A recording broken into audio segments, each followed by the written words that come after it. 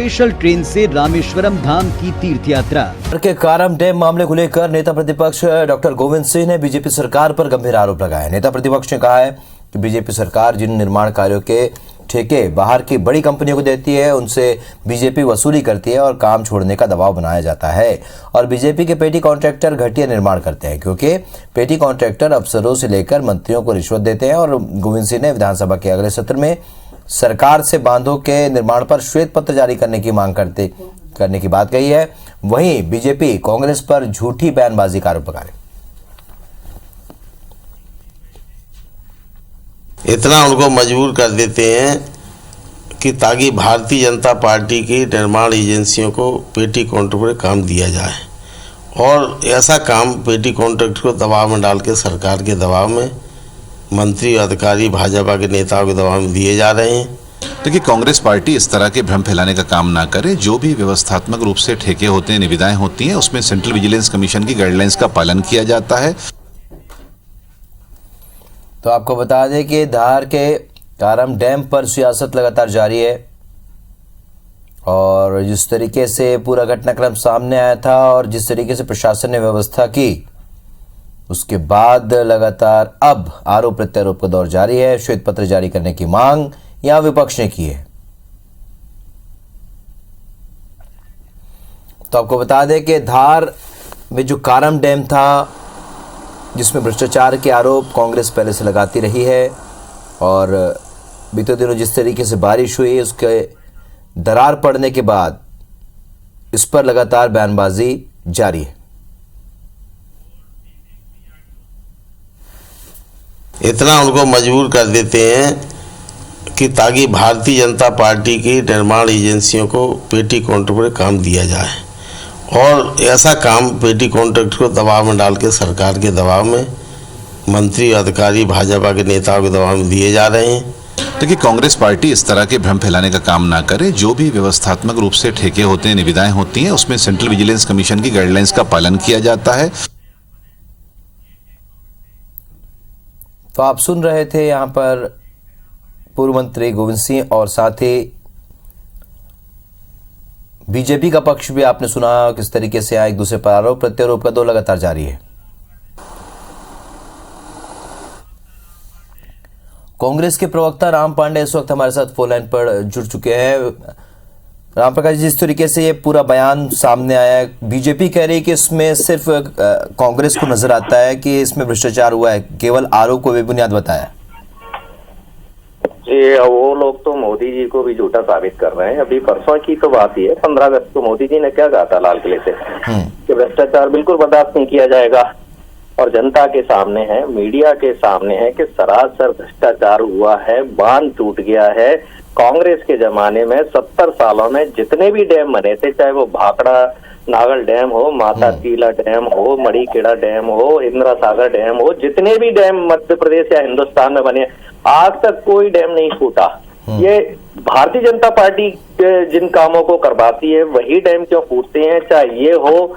और कुछ दिन पहले अभी भोपाल में मंडदीप के पास में कालिया स्रोत डैम फूटा था, उसके पहले दतिया में 2 जगह इस तरह की घटनाएं हो गई। तो मध्य प्रदेश में लगातार ये घटनाएं हो रही है, लेकिन भारतीय जनता पार्टी बेशर्मी के साथ उसको डिफेंड करती है।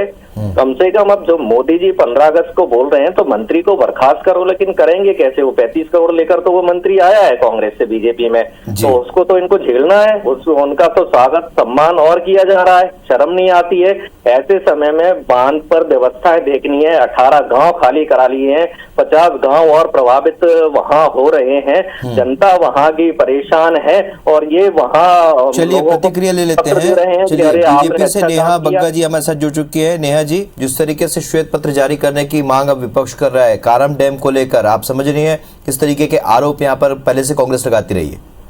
देखिए, कारम डैम पे जिस तत्परता के साथ में, जिस संवेदनशीलता के साथ में माननीय मुख्यमंत्री जी ने काम किया है, ये हमारे सामने है। लीकेज की खबर आते ही प्रधानमंत्री जी से चर्चा करना, एनडीआरएफ की टीम लगाना, समस्त प्रशासनिक अमले को सतर्क करना और उसके साथ में 3 भारतीय जनता पार्टी के मंत्री जो हैं वहां पर कैंप करके न केवल रहे बल्कि जो है किसी प्रकार की जनहानि ना हो, पशु हानि ना हो, उसका पूरा ध्यान रखा गया है। समय रहते लोगों को वहां से सुरक्षित वहां खाली करवाई गई जगह। तो ये संवेदनशीलता जो है ये भारतीय जनता पार्टी के नेता की है और ये सामने दिखाई दे रही है।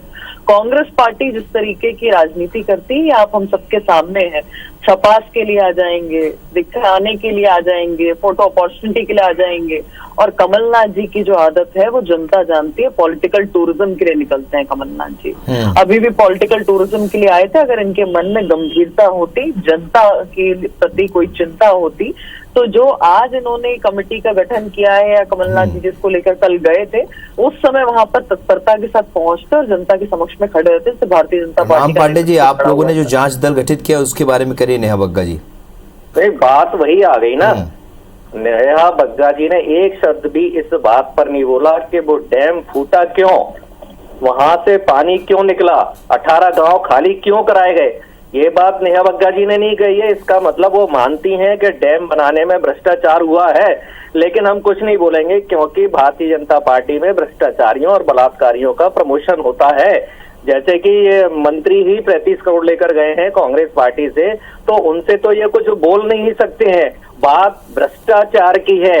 ये जो शुरुआती लागत थी इस डैम की 100 करोड़ थी, इन्होंने 300 करोड़ में उस डैम को बनाया है, तो 200 करोड़ रुपया तो इन्होंने पहले से ही उसका बजट एक्स्ट्रा कर दिया था। 200 करोड़ तो वहां खाया, फिर अलग से उसमें कमीशन लिया, किसी को बर्खास्त नहीं, किसी मंत्री पर कार्रवाई नहीं, किसी विधायक पर नहीं, किसी मुख्यमंत्री पर नहीं, ये कार्रवाई करते हैं छोटे मोटे कर्मचारी पर। मंत्री को बर्खास्त क्यों नहीं किया जा रहा है? परिस्थितियां, डैम टूटा है, भ्रष्टाचार हुआ है, उस पर क्या बोलना चाह रहे हो आप? ये भारतीय जनता पार्टी से पूछिए। चलिए बताइए। अब इन्हें थोड़ा चुप करवाइए जी। नेहा जी बोलिए। देखिए, दो परिस्थितियां होती हैं, एक जो राम पांडे जी कह रहे हैं वो, दूसरी की प्राकृतिक अगर किसी प्रकार की परिस्थिति बनती है, अतिवृष्टि होती है, तो इस प्रकार की स्थितियां तब भी देखी जाती हैं। इसीलिए माननीय मुख्यमंत्री जी ने सबसे पहली जो प्राथमिकता थी सबको सुरक्षित बचाना था, उसमें बहुत सफलतापूर्वक हमने विजय हासिल की है, सभी को सुरक्षा प्रदान भी करवाई है। और दूसरी बात कि जो कमेटी माननीय मुख्यमंत्री जी ने गठित की है उसमें 5 दिन के अंदर रिपोर्ट आनी थी। आप ये देखेंगे कि अगर प्राकृतिक कारण सामने नहीं आते हैं,